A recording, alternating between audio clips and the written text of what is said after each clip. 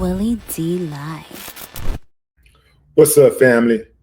We got yet another audio release of Young Thug in prison. This is from the ever growing Young Thug prison audio collection release. This is big. This is Young Thug talking about QCP, calling QCP a rat and questioning why Lil Baby is still doing business with him. Check it out. He did the same thing P did. Stood up in court. Man, that was Wham, that was ever get too, rocking with the motherfucking rat. And you be preaching about that too, man. You can't do that, man. That's a fact, bro. You dead wrong about that anyway. You're a rat, bro. I understand all that nigga help put you on. Listen, man. That nigga's a rat. I don't give a fuck what happened. That nigga give me $1 million. Man, you're a rat. Whatever you talking about. You got somebody to send the chain gang. Imagine telling no nigga and the nigga still beat the Kato. So that's Young Thug calling QCP a rat. Now, QCP did respond, and I'm going to play that video in another clip. But, well, actually, it's not a video. He had some words to say about Young Thug calling him a rat. Young Thug is calling people rats. Young Thug is also being called a rat right now. You know what, fam? I'm glad that these audio clips are being leaked. And you know who's leaking those audio clips, right? You do know who's leaking those clips. Ding, ding, ding, ding, ding, ding, ding, ding. The feds. Why? Why would the feds release those clips? Because the feds are trying to get Young Thug and everybody affiliated with him to go down. See, they still mad that they didn't get Young Thug in that RICO case. So they say, you know what? We couldn't get him this way, so we'll get him this way. And I got to give them credit, fam. It's a brilliant strategy. Let's throw all of the stuff that we have on Young Thug, all of his conversations where he crossed people up and he accused his associates of this or that. Let's put it out there and let's see how they respond. Let's put it out there and let's go to social media and just wait and see how they respond. Let's just wait for their response. That's what they're doing. And boy, it is working because these guys are starting to respond. You know, they got guys out there saying, no, Thug, you the rat. Now, Thug, you're the reason why there's so much division in Atlanta right now. You got people turning on each other. Now, this is a strange turn of events because, you know, when Young Thug was on trial, there was a lot of cries for free Young Thug. People thought he was getting a bad deal. Well, some people thought he was getting a bad deal. And they were saying, free Young Thug. Now, many of the same people are saying Young Thug is a rat. And they're saying, cancel Young Thug. But let me say this, fam.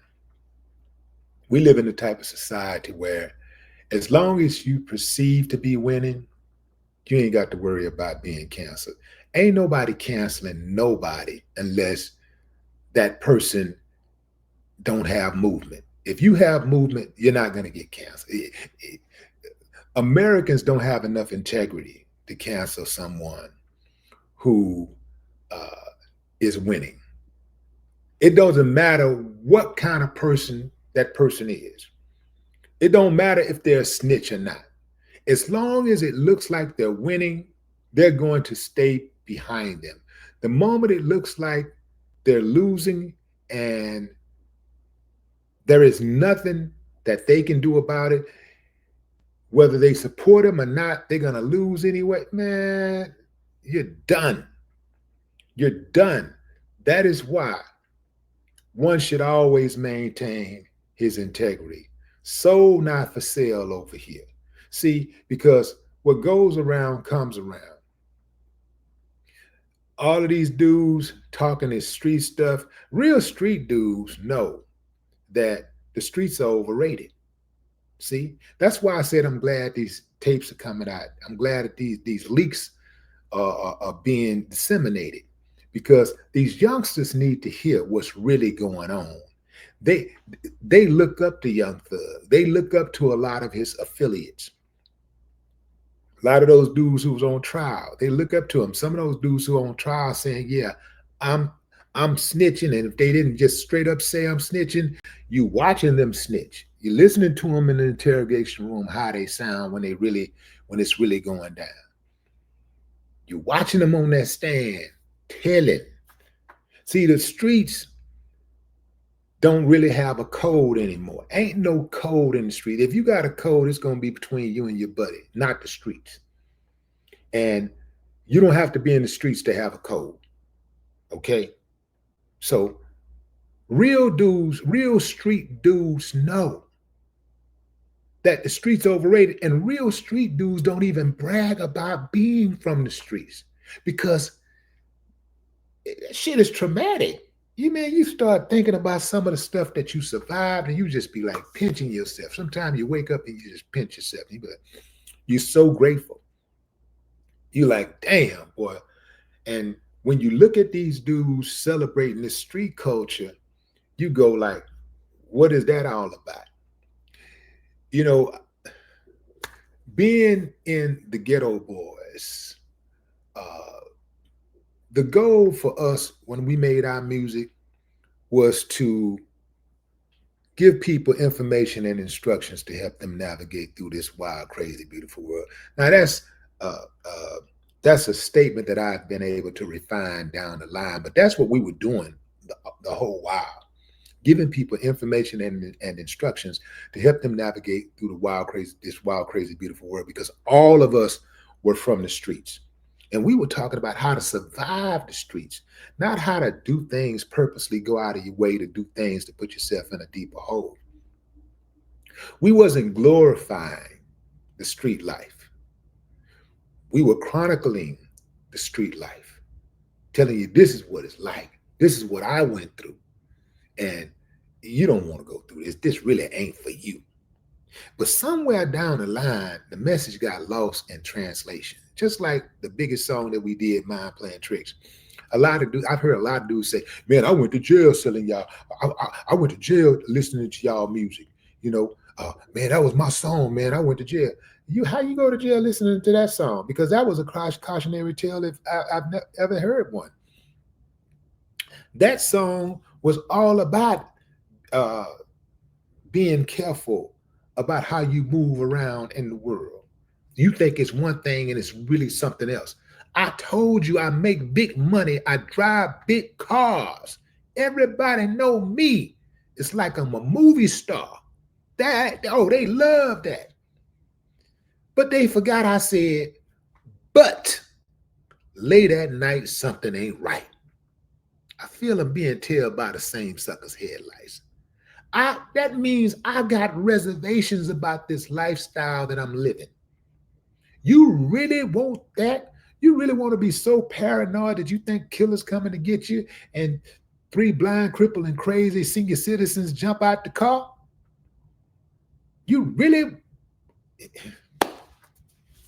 So what people have is what's called cognitive dissonance. They hear what they want to hear. They hear what they want to hear. And everything else, they discard. It's like, dude, do you want to be dumb for real? Do you want to be dumb on purpose? It's like reading a book and only, hearing one thing. You only comprehended one thing from the whole book. The only thing that you remember is there was a cat in a hat.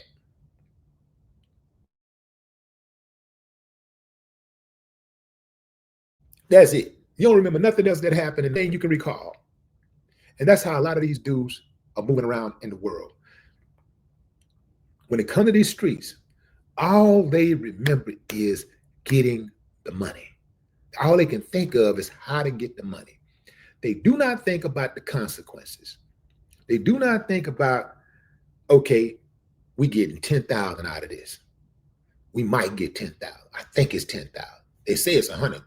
Let's call it. Let's just bring it on up a few notches. Let's say we think we finna hit $100,000 lick. Let's say it's four of us, because that's how most of them roll these days. Most of the time they rolling is 4, 5, 6, 7, 8, 9, 10 of them. But let's just say it's 4 of them. Let's say if we win, we get 25 apiece. Let's say in the process, we get jammed up. Let's say somebody got killed. Now we got a murder case. To fight a murder case with a good lawyer, you're looking at $50,000 to $100,000 already. So you ain't even got money to pay for a lawyer. Let's say it's a robbery, aggravated robbery. Well, you're still looking at somewhere between $20,000 to $30,000 to fight, to have a good chance at beating or just fighting an aggravated robbery case. So now you still ain't got enough money. That's assuming that you still got the money on you when you get jammed up. In most cases, the money gonna be gone because you're gonna spend the money, so the money gonna be gone. Let's say you get away with the 100,000, and just say you got your 25, you stashed it. Let's say you stash your 25, and you're gonna say, okay, man, I got me 25 out of the deal. Okay, you got 25.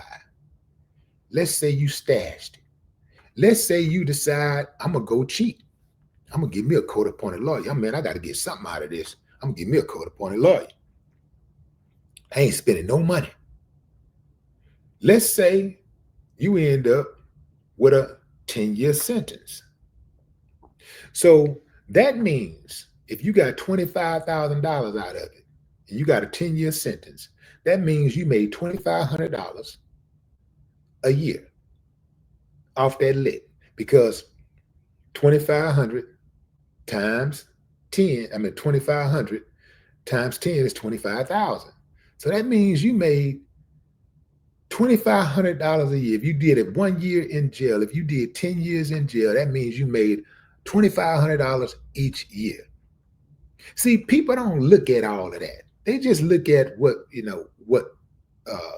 they're gonna do. They don't think about what other people are gonna do. They don't think about what the law enforcement is gonna do. They don't even think about what their friends are gonna do. Yeah, we going in here to do this here. We ain't come to kill nobody. But this fool over here got itchy finger, and he just downed somebody. Oh shit!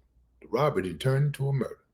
You can't control what somebody else do. Or what about the person you thought you were going down? Y'all going in there to rob somebody. Now y'all running for y'all lives because that boy got something bigger than y'all busting at y'all. He down one of y'all. Well, guess what? Once they get him, once they scoop him up off the concrete and check him out, they're going to connect him to you because that person, they're going to find out who his next to kin is, and the people that's closest to him. They're going to talk to him. They're going to say, yeah, last person he was with was such and such, such and such. And now I come right back to you. And guess what? They're going to charge you with murder. Even though the homeowner killed him, they're going to charge you with murder. So a lot of it, just don't be thinking things all the way. They don't think about the details. This is chess, not checkers. Anybody can play checkers. You can teach a 3-year-old how to play checkers inside of 5 minutes. But chess takes a little bit more thought, a little bit more concentration, a little bit more patience. Everybody looking for the biggest problem is that everybody's looking for the shortcut. And the shortcut is the work. But what say you, fam? Drop a comment. I'd love to hear your thoughts. No more talk.